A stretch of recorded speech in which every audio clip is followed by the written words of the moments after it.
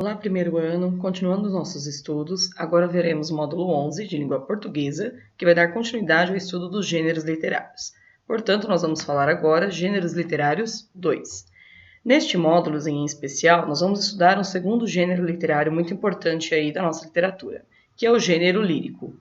Bom, o gênero lírico, ele veio a partir da lírica, que era um instrumento antigamente utilizado, pelos deuses da mitologia, em que era cantado ali uma canção, muitas vezes entoado com a melodia através da lírica, que era um instrumento que parecia muito com a harpa.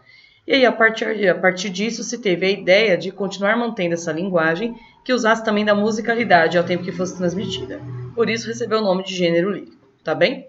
Nesse tipo de gênero, nós temos uma expressão maior da subjetividade, ou seja, subjetivo é aquilo que trata dos sentimentos interiores e íntimos da pessoa que está falando, da pessoa que está escrevendo, tá bem? Objetivo é quando é impessoal, subjetivo é quando é algo mais pessoal. A linguagem geralmente é figurada e é dotada da musicalidade. No caso do gênero lírico atual, que é feito por poesias, por versos, nós usamos as metáforas e outras figuras de linguagem para dar essa musicalidade que não seja através do instrumento. O formato é em versos. Temos algum exemplo aqui, por exemplo, esse texto A Loba, que está no início do módulo, lá no caderno 2.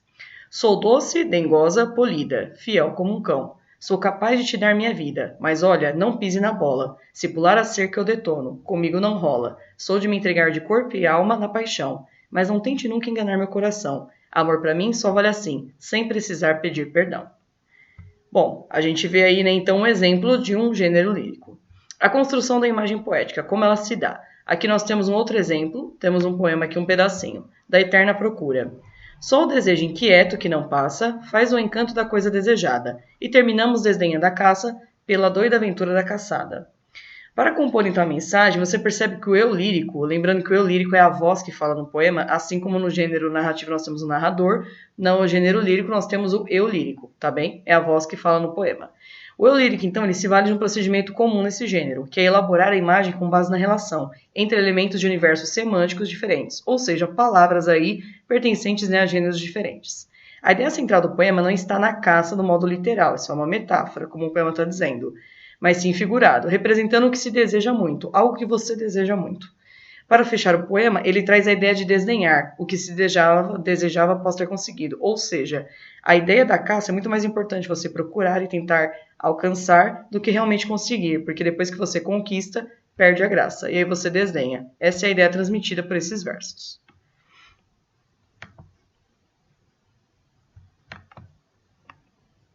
Bom, agora falando das partes que compõem o gênero lírico. O eu lírico, como nós já dissemos, é o ser que se expressa na poesia. Ele é alguém sempre dotado de sentimentos e ideias próprias. Não deve ser confundido com o autor do poema. Assim como autor e narrador não se confundem no gênero narrativo, no gênero lírico não se confunde autor com eu lírico. Aqui nós temos um exemplo de Fernando Pessoa, poema Autopsicografia. O poeta é um fingidor, finge tão completamente que chega a fingir que é dor, a dor que devera sente. E os que leem o que escreve, na dor lida sentem bem, não as duas que ele teve, mas só a que eles não têm. E assim nas calhas de roda, gira a entreter a razão, esse comboio de corda que se chama coração. Aqui nós percebemos que o autor ele escreveu a partir de um eu lírico falando de um poeta, mas ele não está falando de si mesmo, ou seja, não se mistura aí autor e eu lírico. O eu lírico está falando sobre a arte de escrever, sobre um poeta, como que ele escreve, como que ele se sente em relação ao mundo e à poesia, mas não falando dele mesmo como autor. Outra característica é a musicalidade. Primeiro nós temos o verso. Dizemos que o verso é o primeiro recurso capaz de promover a sonoridade ao poema. Verso é cada linha representada no poema, tá bem? Por meio da métrica e da rima, o verso consegue gerar uma musicalidade na composição. Veja aqui um exemplo dos versos de Casimiro de Abreu. Percebendo que os versos formados em geral por duas sílabas, de par em par, querem sugerir a ideia do compasso de uma valsa, com dois movimentos. O título do poema é A Valsa. Tu ontem, na dança que cansa, voavas, com as faces em rosas formosas, de vivo, lascivo, carmim. Percebam que cada verso foi construído com duas sílabas, porque a ideia é mostrar o quê? Para dançar uma valsa precisam de duas pessoas, um par. Da mesma forma, ele fez os versos ficarem em pares, sempre de duas em duas sílabas. Essa é uma ideia da musicalidade, a partir do verso. Nós temos também a métrica, que pode fazer musicalidade. Ela deve ser definida com a medida sonora do verso. Para identificá-la, você deve fazer o que chamamos de escansão dos versos, ou seja, dividir eles em sílabas métricas, ou seja, dividi-las pelo som, não pela gramática. A contagem se inicia sempre de trás para frente. Por exemplo, as nuvens são sombrias é o título deste poema. As nuvens são sombrias, mas nos lados do sul, um bocado do céu é tristemente azul. Assim, no pensamento, sem haver solução, há um bocado que lembra que existe o coração. E esse bocado é que é a verdade que está a ser beleza eterna para além do que há.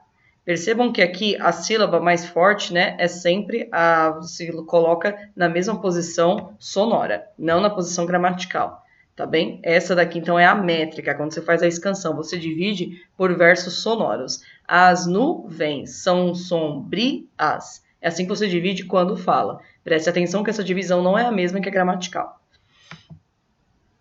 Outro caso aqui, agora falando sobre nessa divisão, ele desejava o autor, por meio da regularidade da métrica, os versos hexassílabos, ou seja, sempre em 6, imprimir um ritmo à leitura. Os principais esquemas métricos são os pentassílabos, divididos em 5, heptassílabos, ou redondilha maior, né, que são em 7. E aí os decassílabos, que também chamados de camonianos, e os dodecassílabos, que também são os alexandrinos. Decassílabos são 10 versos aí métricos, e o dodecassílabo são 12. Esses dois são muito raros e muito difíceis também de encontrar e principalmente de produzir. Aqui no poema que a gente acabou de ver é um exemplo, né, de 6 sílabas métricas. Então, a gente, né, pode colocar ele aqui como o mais simples em comparação aos demais. Tá bem? 1, 2, 3, 4, 5, 6. 1, 2, 3, 4, 5, 6. A última sílaba métrica termina na sexta, tá bem? Agora, a rima. A rima se trata daquela concordância sonora que ocorre em geral no final de cada verso. Pode ser classificada quanto à qualidade, a terminação e a disposição. Na qualidade, nós chamamos de pobre, rica e preciosa. A pobre entre palavras de mesma classe gramatical, rimar um substantivo com outro substantivo. A rica entre palavras de classes diferentes, por exemplo, você rimar um verbo com um adjetivo. E a preciosa entre terminações incomuns. Às vezes uma palavra até escrita de forma diferente, mas na hora de falar o som é igual. Essas são as rimas preciosas, mais difíceis ainda de fazer. Quanto à terminação, nós temos duas, que é a soante e a toante. A soante é quando a combinação perfeita entre os finais das palavras. A toante é quando ocorre a combinação entre as últimas vogais tônicas das palavras, somente nas vogais, não em todas as letras. E a disposição, que nós temos as alternadas, né, emparelhadas e interpoladas. Aqui é quando você percebe pela sequência. Por exemplo, o primeiro verso não rimou com o segundo, rimou com o terceiro. Então a gente chama de AB, AB. Quando já rima o primeiro com o segundo e o terceiro com o quarto, é AA, BB, que é a emparelhada. E as interpoladas, que é quando você pula, né?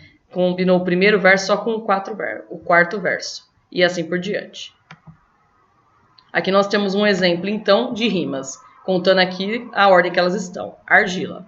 Nascemos um para o outro, dessa argila, de que são feitas as criaturas raras. Tens legendas pagãs nas carnes claras, e eu tenho a alma dos faunos na pupila.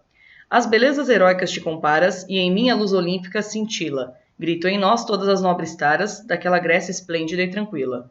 É tanta glória que nos encaminha, em nosso amor de seleção profundo, que, ouço ao longe o oráculo de Eleusis, se um dia eu fosse teu e fosses minha, o nosso amor conceberia um mundo, e do teu ventre nasceriam deuses. Percebam então, ó, a combinação. O primeiro verso combina só com o quarto. A ideia, né, é combinar com ele. E aqui o segundo e o terceiro que combinam entre eles. Então, este é o modelo que ele faz na primeira estrofe. A, B, B, A. Já no segundo, o primeiro verso combina com o terceiro, comparas com taras. E o segundo com o quarto, cintila com tranquila. B, A, B, A. É assim que vai funcionando. E aqui continua. No outro verso já mudou também a ordem de novo. São 3 versos diferentes. Encaminha, profundo e Eleusis não rimam. Então é CDE, mas na outra estrofe eles têm as suas rimas. De novo, CDE. Encaminha com minha, profundo com o mundo e Eleusis com deuses. Os 4 primeiros versos, então, trazem as rimas que a gente chama de interpoladas e pobres. São as mais simples de se fazer. É fácil notar, no 1 e 4 se rimam substantivos, e no 2 e 3 adjetivos. São as mesmas classes gramaticais, então a gente chama de interpolada. As demais estrofes apresentam rimas intercaladas, tá bem? E em sua maioria ricas. Comparas rimando com taras, por exemplo, é um verbo com adjetivo, é uma rima rica. Ou encaminha com minha, comparando o verbo com pronome também, né? Rimando com outro, também é uma rima rara. Agora, além disso, a difícil combinação que ele fez aqui entre as palavras Eleusis e deuses. Se escrevem de forma diferente, mas na pronúncia são iguais. Isso sugere uma rima preciosa, muito difícil de conseguir fazer, ok? Bom, outros recursos que são as figuras de linguagem que podem ser utilizadas para musicalidade, bem mais conhecidas também.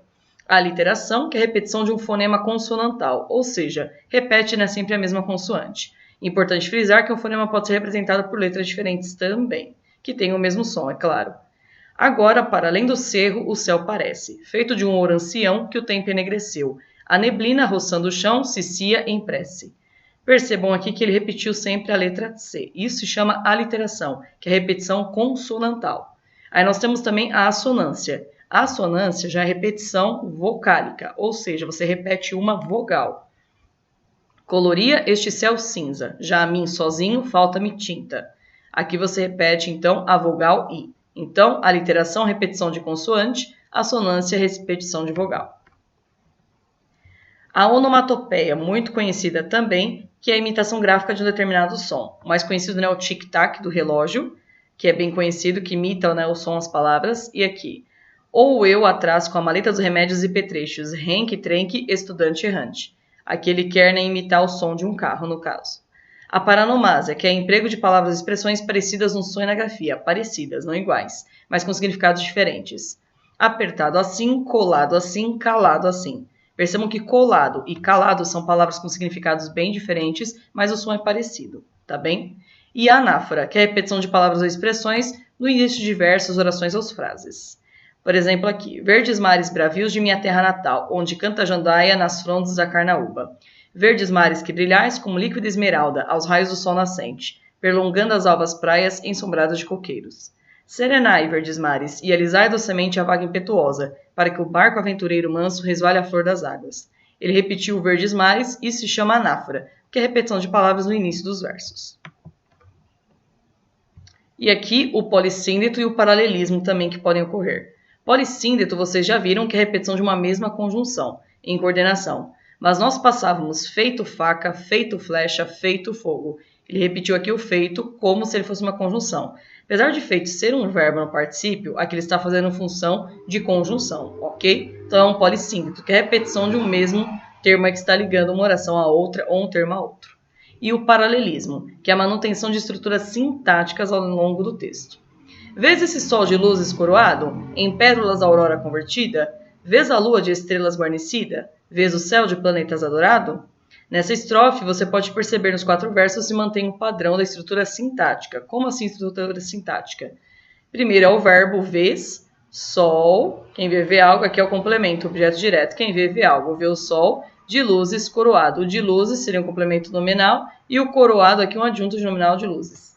Percebam então como que ele manteve a estrutura. Vês, lua de estrelas guarnecida, mesma coisa.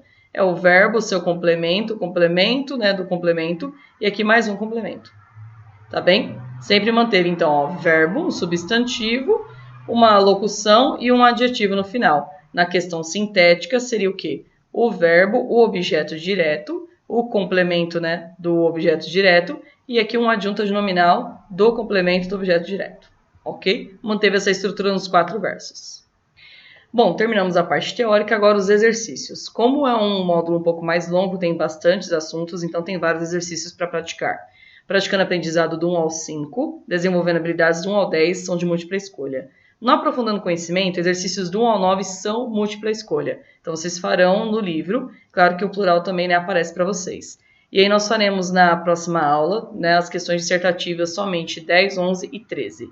Tá bem? E aí, se der, a gente também faz a última, né, da 14, que depois a gente dá uma olhada, ver se consegue também deixar mais compatível. Mas são bastantes exercícios para treinar sobre esse módulo. Bom, espero não ter ficado dúvidas. Se ficou, perguntem na nossa próxima aula. Até mais!